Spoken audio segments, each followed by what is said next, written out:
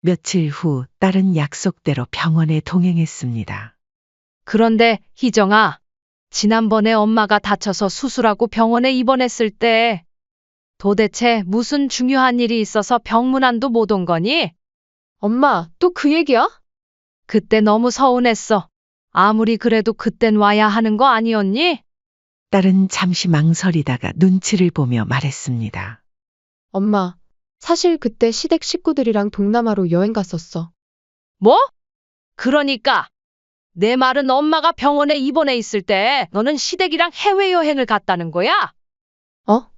아니, 그러니까 엄마한테 말하면 기분 나빠할까봐 괜히 말 안 한 거지. 원래 가기로 했던 거잖아.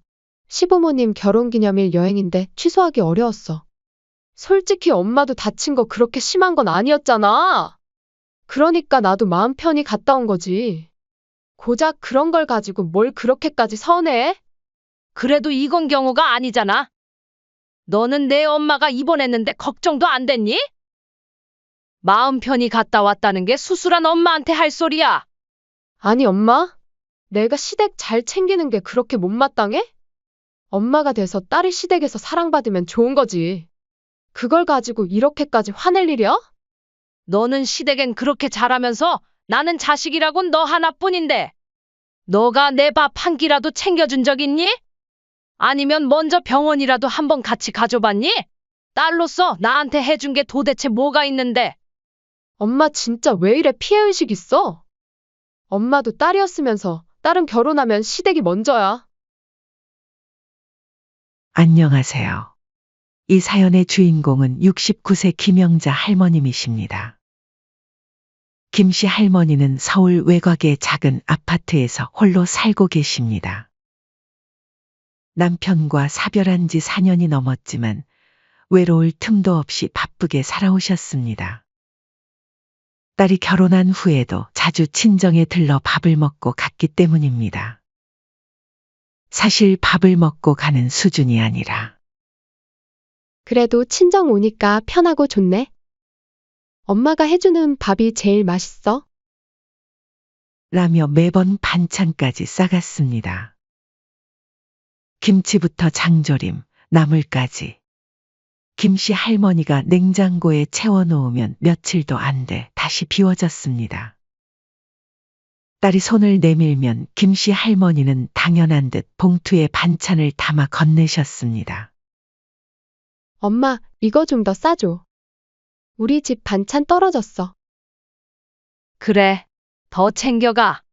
너도 바쁠 텐데 밥은 잘 챙겨 먹어야지.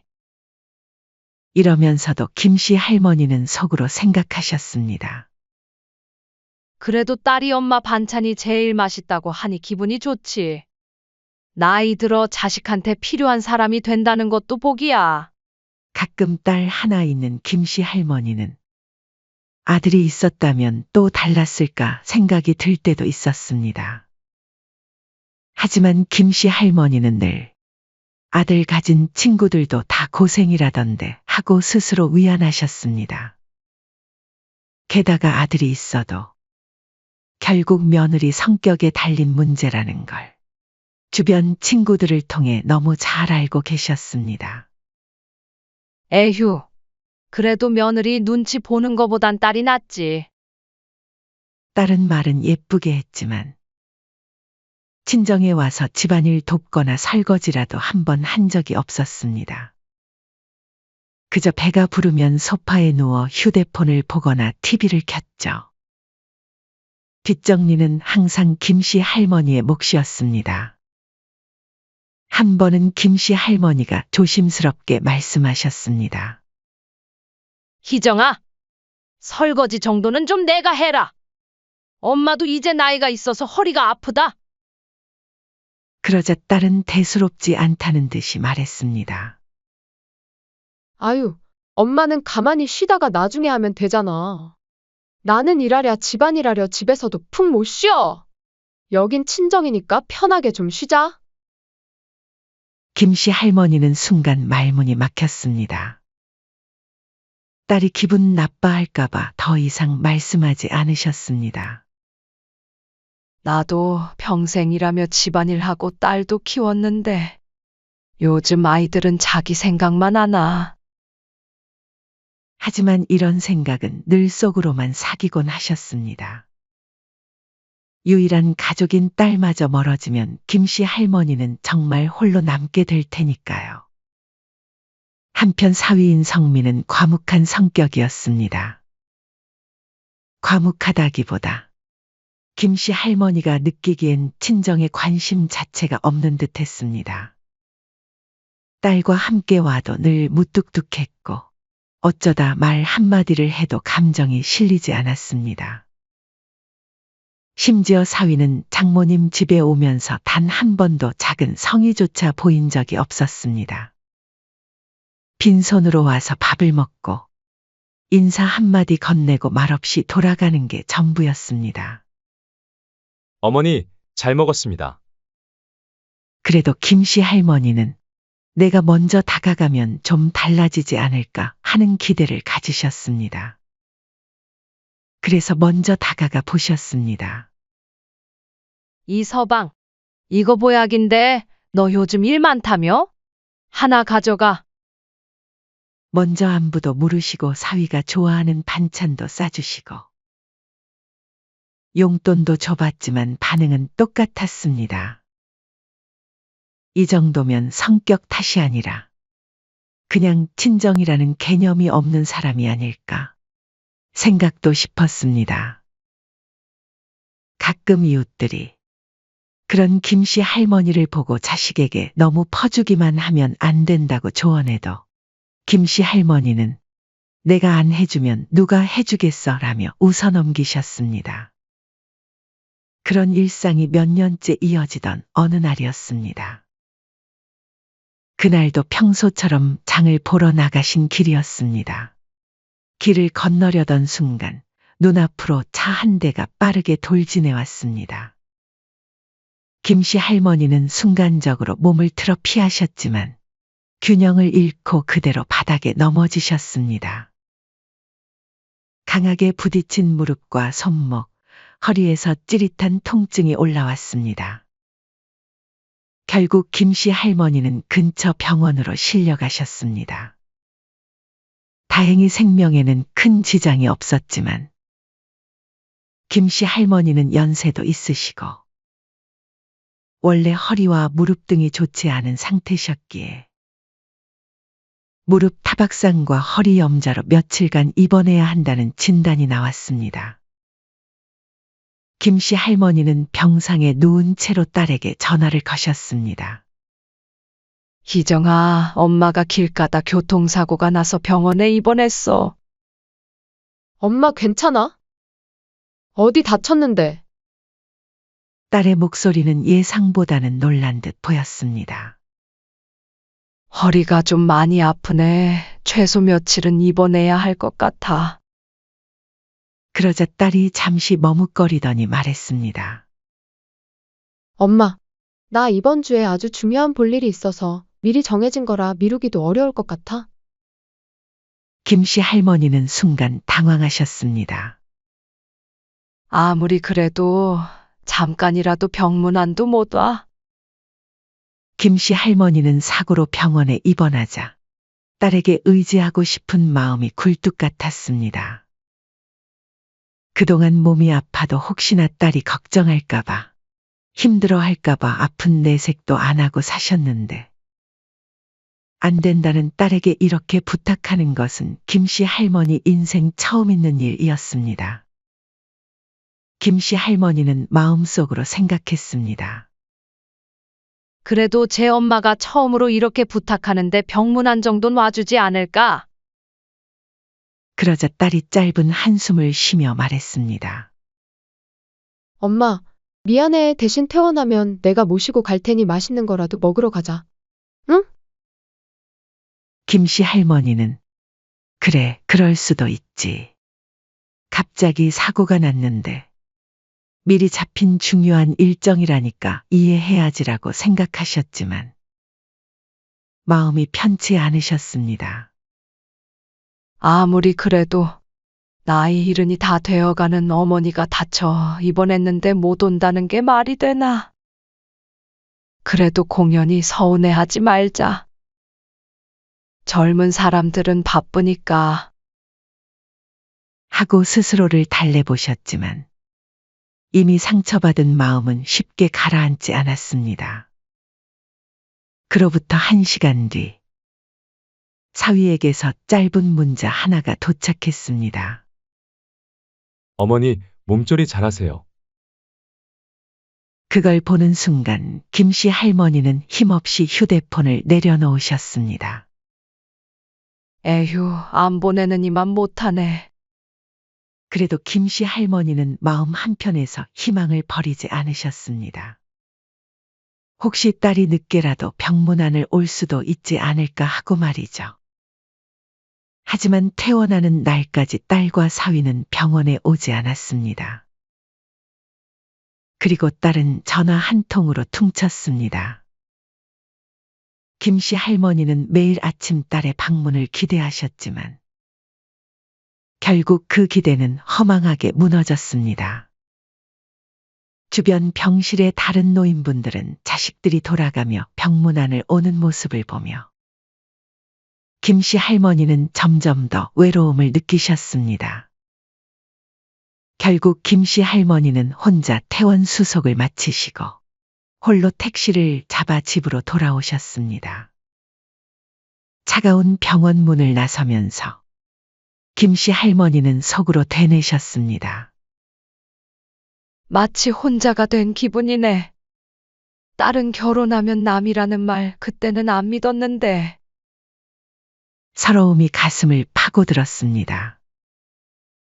그동안 한 번도 자신을 돌아보지 않고 오직 딸을 위해 살아오셨는데 정작 자신이 도움이 필요한 순간에는 이렇게 외면당하는 것이 이해되지 않았습니다. 퇴원 후 김씨 할머니의 일상은 여전했습니다. 하지만 몸은 나아졌지만 마음은 전과 같지 않았습니다. 그때 딸에게서 온 카톡 메시지가 울렸습니다. 엄마, 몸은 좀 어때? 많이 아파? 그래도 좀 나아졌다. 곧바로 딸의 답장이 왔습니다. 다행이네. 엄마는 원래 회복이 빠르잖아. 알겠어. 그럼 나중에 또 연락할게. 김씨 할머니는 휴대폰을 내려놓으며 씁쓸하게 웃었습니다. 퇴원한 후 며칠이 지났지만 식사를 대접하겠다던 딸은 감감무소식이었습니다. 그렇지만 언제 밥은 사줄 거냐고 김씨 할머니가 직접 묻기엔 뭔가 자존심도 상해서 부끄러워 차마 말하지 못했죠. 병원비도 역시 모두 김씨 할머니가 해결했습니다. 사실 병원비가 그리 큰 금액은 아니었습니다. 그치만 딸이 말이라도 엄마 병원비는 내가 낼게라고 말했다면 얼마나 좋았을까 싶었습니다. 하지만 딸은 지금까지 한 번도 그런 적 없었고 김씨 할머니는 자식에게 돈 얘기를 꺼내기도 민망해 말을 꺼내지 못했습니다. 그러던 중 김씨 할머니에게 충격적인 일이 발생하고 맙니다. 어느 날 김씨 할머니는 우연히 카톡을 보다가 안사돈의 프로필 사진이 바뀐 것을 보게 되었습니다. 생일인 친구 목록에 안사돈의 프로필이 상단에 떠 있었습니다. 아, 오늘이 안사돈 생신이시구나. 김씨 할머니는 무심코 프로필 사진을 클릭했고 그 순간 한 사진을 보고 손이 덜덜 떨렸습니다. 사진 속에는 안사돈과 딸이 활짝 웃고 있었고 화려한 케이크와 선물 상자 그리고 안사돈이 들고 있는 두툼한 돈봉투가 보였습니다. 그 아래엔 안사돈이 남긴 메시지가 보였습니다. 우리 며느리가 최고다. 요즘엔 딸보다 며느리지. 순간 김씨 할머니의 가슴이 철렁 내려앉았습니다. 김씨 할머니는 딸이 엄마 몸 좀 어때? 라는 짧은 카톡 한 줄을 보낸 것과 대조되는 상황이 머릿속을 스쳤습니다. 자신은 이번에도 병문안 한 번 안 왔던 딸이 시댁에는 생일을 챙겨주러 직접 찾아갔고 심지어 선물과 용돈까지 챙겨줬다는 사실이 도저히 믿기지 않았습니다. 김씨 할머니는 그 자리에서 딸에게 전화를 걸었습니다. 손가락이 떨려 번호를 누르기도 힘들었습니다. 희정아, 너 오늘 시댁 갔니? 아, 시어머님 생신이라서. 엄마가 어떻게 알았어? 딸은 당황한 듯 더듬거리다가 곧 대수롭지 않다는 듯이 말했습니다. 안 사돈이 사진 올린 거 봤어? 케이크에 용돈에 엄청 잘 챙겨드린 것 같네. 김씨 할머니의 목소리는 담담했지만 속에서는 분노가 일고 있었습니다. 그럼 우리 시댁은 생일 같은 거 다 같이 모여서 축하해줘. 형님네도 오고 다들 모이니까 안 갈 수가 없지. 김씨 할머니는 잠시 생각했습니다. 가만히 생각해 보니 딸의 이런 차별은 오랫동안 계속되어 왔다는 것을 깨달았습니다. 결혼 초부터 딸은 명절마다 항상 시댁을 먼저 갔습니다. 엄마, 우리 먼저 시댁 갔다가 갈게. 이해 좀 해줘. 시댁이 먼저잖아. 그때마다 김씨 할머니는 그래, 그래. 너도 시댁에 잘해야 사랑받지. 가끔은 서운했지만 그저 그래, 알았다라며 이해하고 넘어갔습니다. 오히려 친정이 딸한테 더 편해서 그러는 것이라며 스스로를 위로하기도 했죠. 그러나 생각해보니 그것은 착각이었습니다. 김씨 할머니는 작년 설날 당일을 떠올렸습니다. 아니, 얘는 언제 온다는 말도 없고 연락은 왜 안 받아? 이번 명절엔 못 오는 건가? 그런 말이라도 하지, 참. 정확히 몇 시에 온다는 연락도 없었습니다. 그러나 딸이 올 것이라는 희망을 놓지는 못하고 그저 기약 없이 기다렸습니다. 그날 저녁 김씨 할머니는 혼자 밥상을 차려 TV를 켜놓고 앉았습니다. 딸과 사위를 위해 식탁에 차려놓은 음식은 다 식었고 떡국을 끓였지만 밥 한 숟갈 뜨기가 힘들었습니다. 김씨 할머니는 그때부터 서운함이 쌓이기 시작했지만 특히 이번 사건을 통해 확실히 깨달았습니다. 딸은 친정과 시댁을 차별하는구나. 딸은 시댁에는 사랑받기 위해 노력하면서 친정 어머니가 병원에서 다쳤을 때도 퇴원 후에도 명절에도 생일에도 단 한 번도 제 엄마를 위해 먼저 배려한 적이 없었습니다. 친정은 그저 편하게 이용하는 곳, 시댁은 대접해야 할 곳으로 생각하는 딸의 속마음이 잘 보였습니다. 며칠 후 김씨 할머니의 허리 통증이 다시 심해졌습니다. 퇴원한 지 한참이 지났지만 아직 제대로 회복하지 못했습니다. 움직일 때마다 허리가 뻐근하고 계단을 오를 때마다 무릎이 시큰거렸습니다. 택시를 타자니 혼자 병원 건물을 들어가는 것도 힘들었습니다. 병원 예약일이 다가왔지만 이번에는 혼자 가기 힘들 것 같았습니다. 김씨 할머니는 한참을 고민하다가 결국 딸에게 전화를 걸었습니다. 희정아, 엄마 허리가 다시 아파서 병원 좀 같이 가줄 수 있니? 딸의 목소리는 피곤한 기색이 역력했습니다. 엄마, 병원 혼자 못 가겠어? 갑자기 말하면 어떡해? 갑자기 너무 아파서 그래. 그래도 엄마는 혼자라 같이 갈 사람도 없잖니. 이 몸으로 혼자 병원 계단 오르락 내리락 하는 것도 힘들고. 알았어. 내가 시간 내볼게.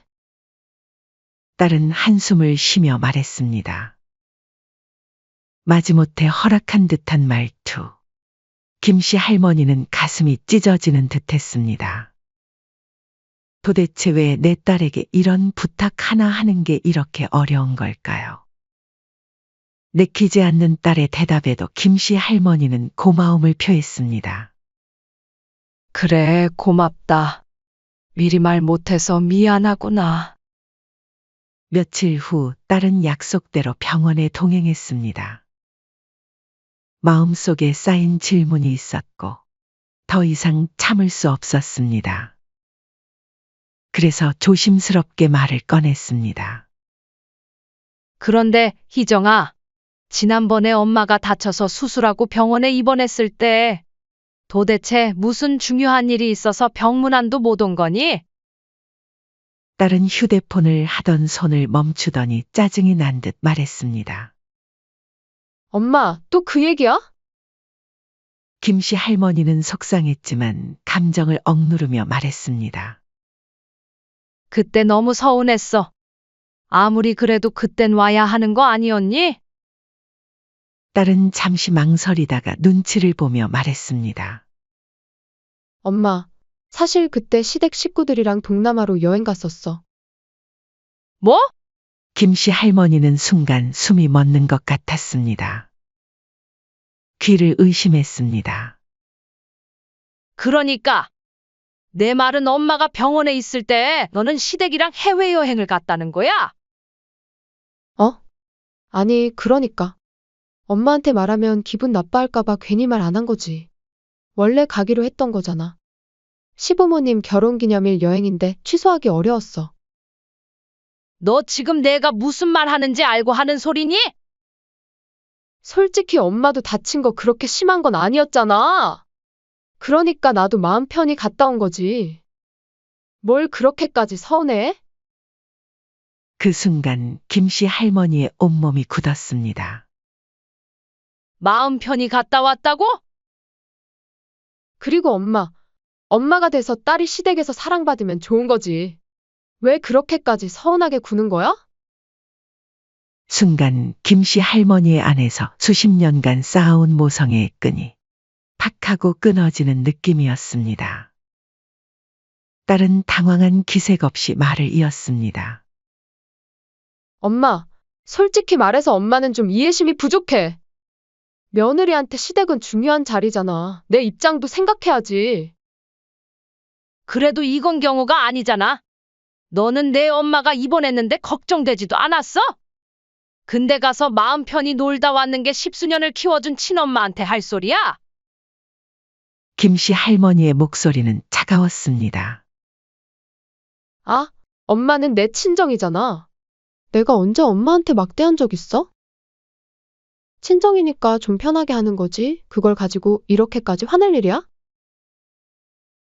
내가 지금까지 했던 행동들을 보고도 그런 소리가 나와. 그래서 너는 내 친정 엄마가 허리가 다 부셔져서 병원에 입원해도 시댁과 여행이 먼저였다는 거잖아. 맞지?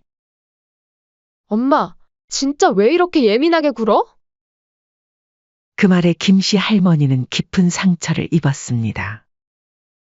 엄마는 좀 참아야 해. 나보고 참으라고. 그래, 엄마는 내 생각 안 하고 맨날 서운하다는 얘기만 하고. 내가 시댁 잘 챙기는 게 그렇게 못마땅해? 너는 시댁엔 그렇게 잘하면서 나는 내가 와서 밥 한 끼라도 챙겨줬니?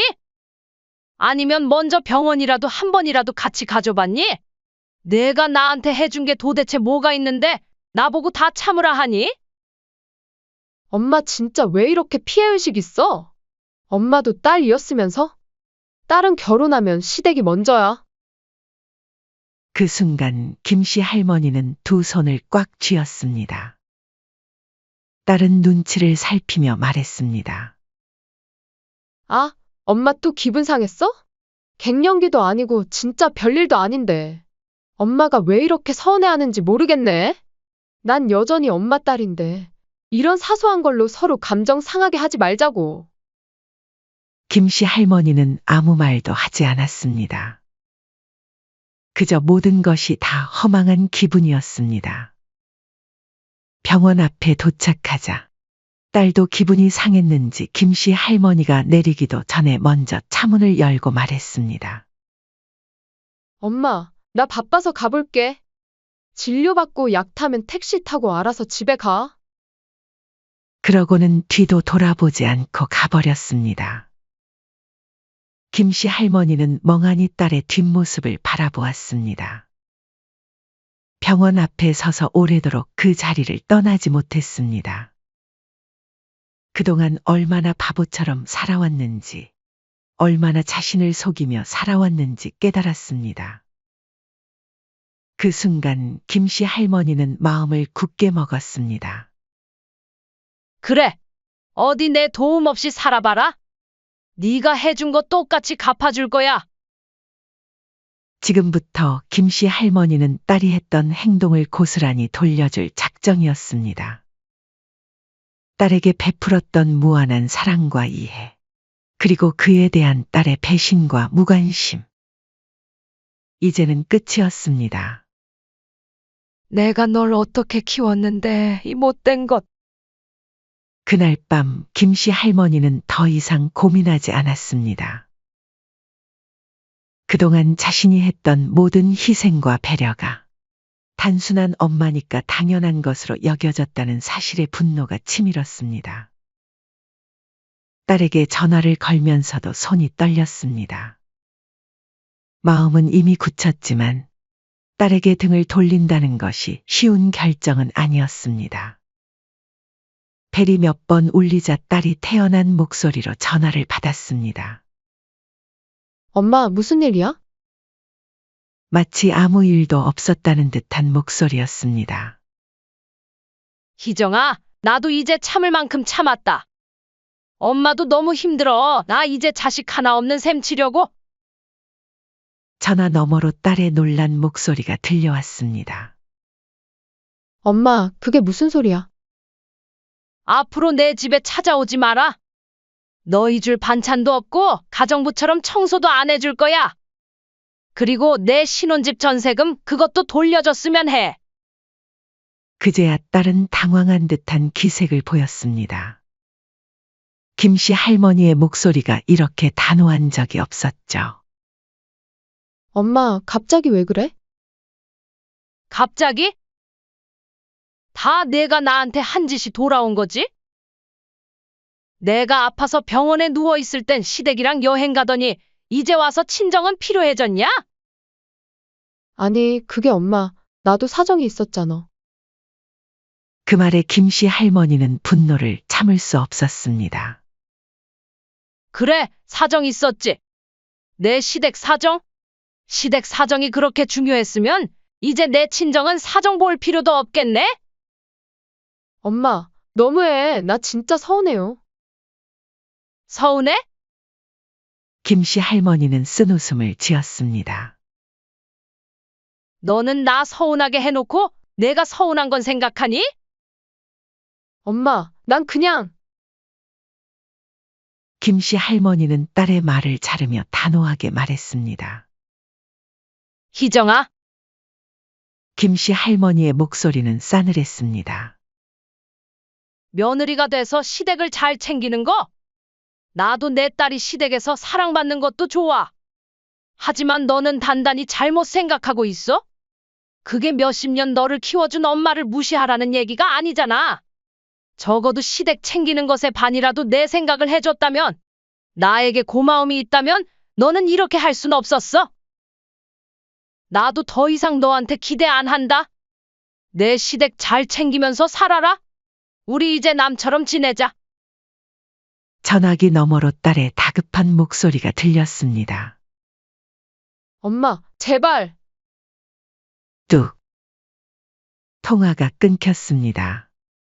딸이 절박하게 외쳤지만 김씨 할머니는 미련 없이 전화를 끊었습니다. 이제 정말 끝이다. 김씨 할머니는 한숨을 내쉬고 휴대폰을 내려놓으며 다짐했습니다. 앞으로 딸이 다시 찾아와도 절대 문을 열어주지 않을 작정이었습니다. 그날 밤 김씨 할머니는 곧장 현관문 비밀번호를 바꾸고 전화기도 꺼버렸습니다. 그리고 오랜만에 편안한 잠을 청했습니다. 휴대폰을 잠시 켜보니 수십 개의 메시지와 부재중 전화가 수십 개 쌓여 있었습니다. 대부분 딸에게서 온 것이었습니다.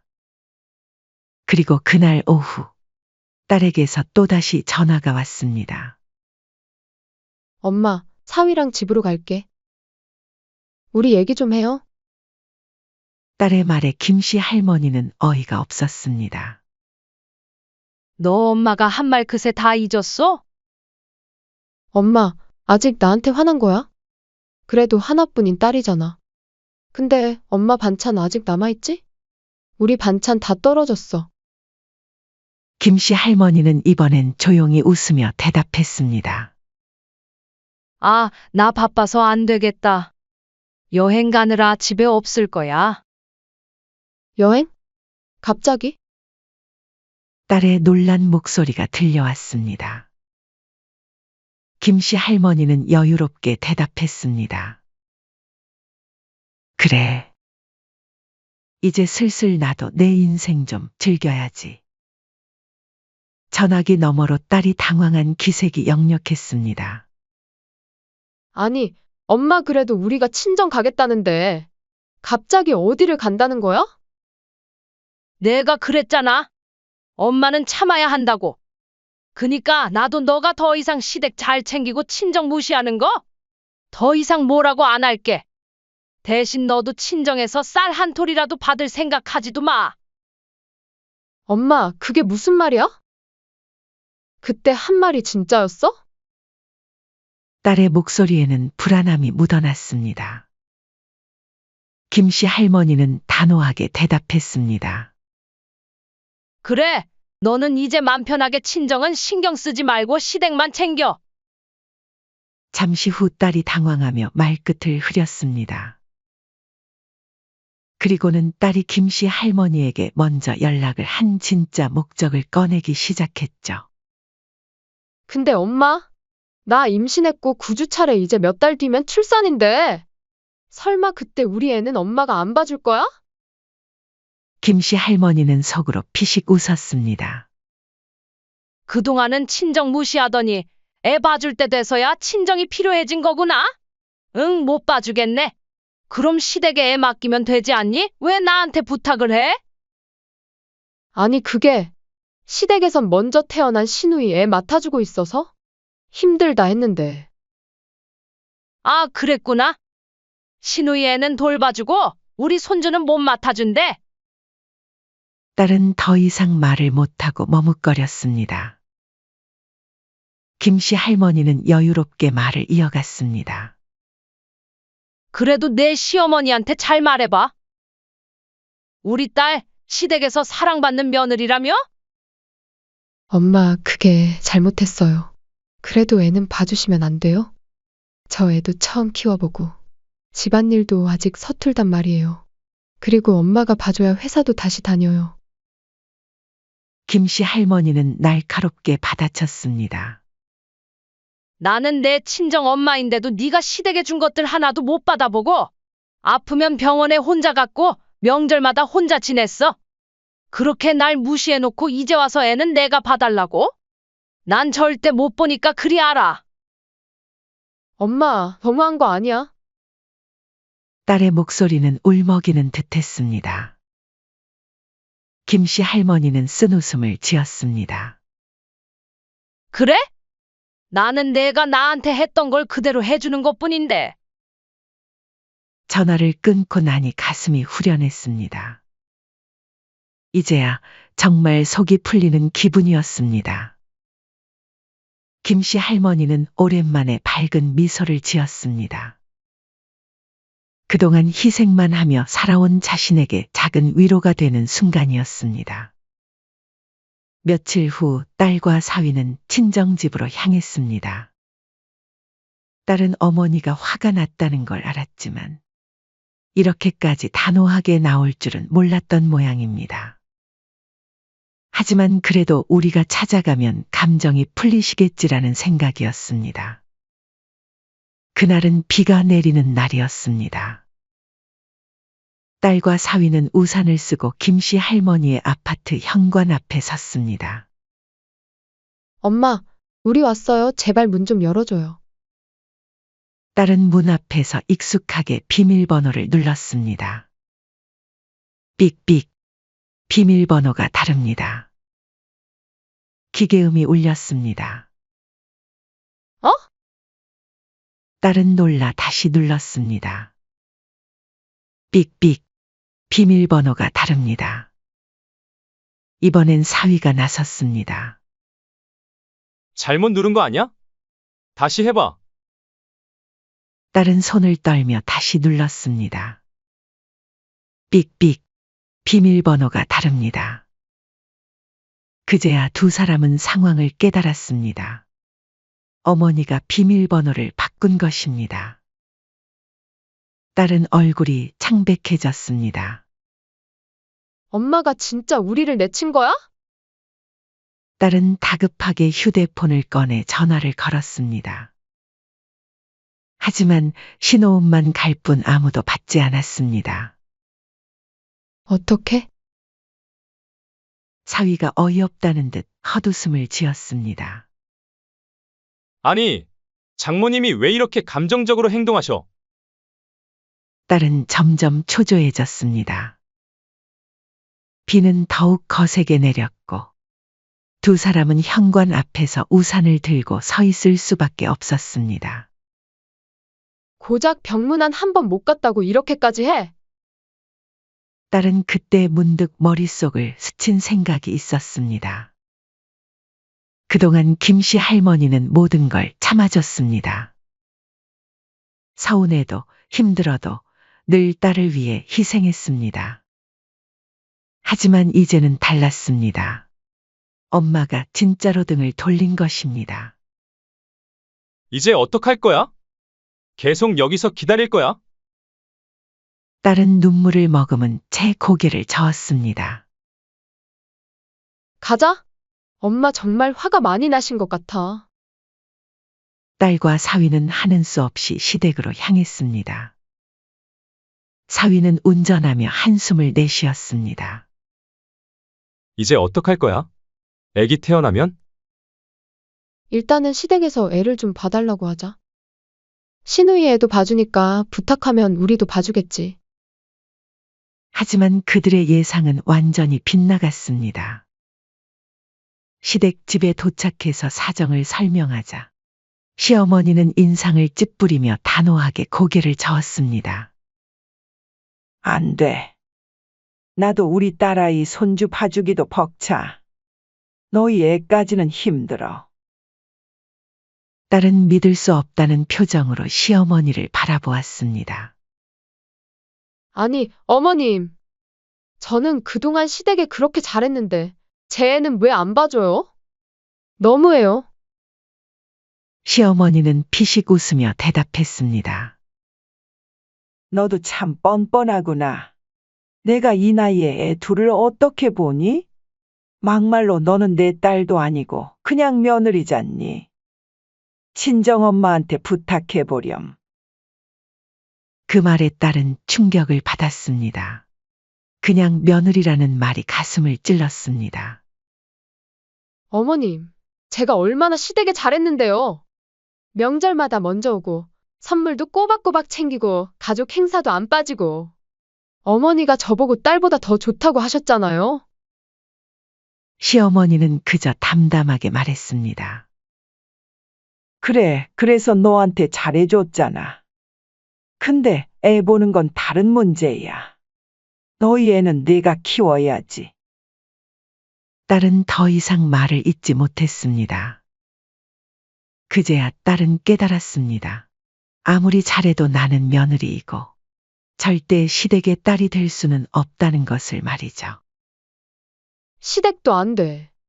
친정도 안 돼. 그럼 이제 누구한테 애를 봐달라고 하지?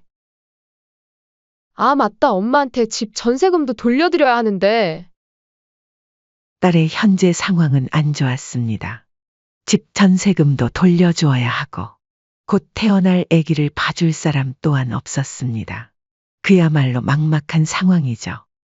딸이 시댁만 챙기고 김씨 할머니를 무시한 대가를 톡톡히 받는 순간이었습니다. 그제서야 딸은 자신의 친정엄마, 김씨 할머니를 떠올렸습니다. 어머니는 늘 자신을 위해 희생했지만 정작 자신은 어머니에게 무엇을 해주었을까? 병원에 누워 계실 때조차 찾아가지 않았던 자신의 모습이 떠올랐습니다. 그동안 내가 무슨 바보 같은 짓을 한 거지.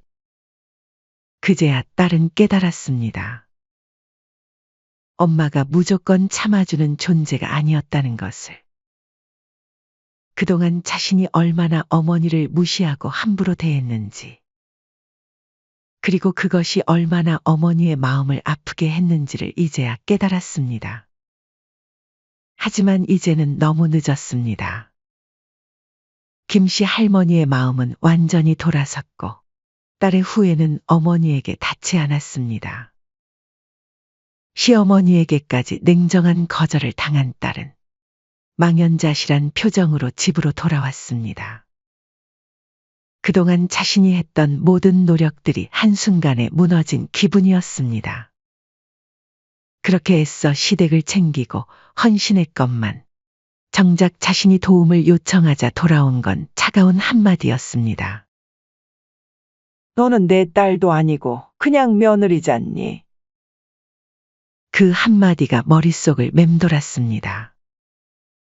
딸은 한숨을 내쉬며 소파에 털썩 주저앉았습니다. 그때 옆에 앉아있던 사위가 짜증스럽게 말했습니다.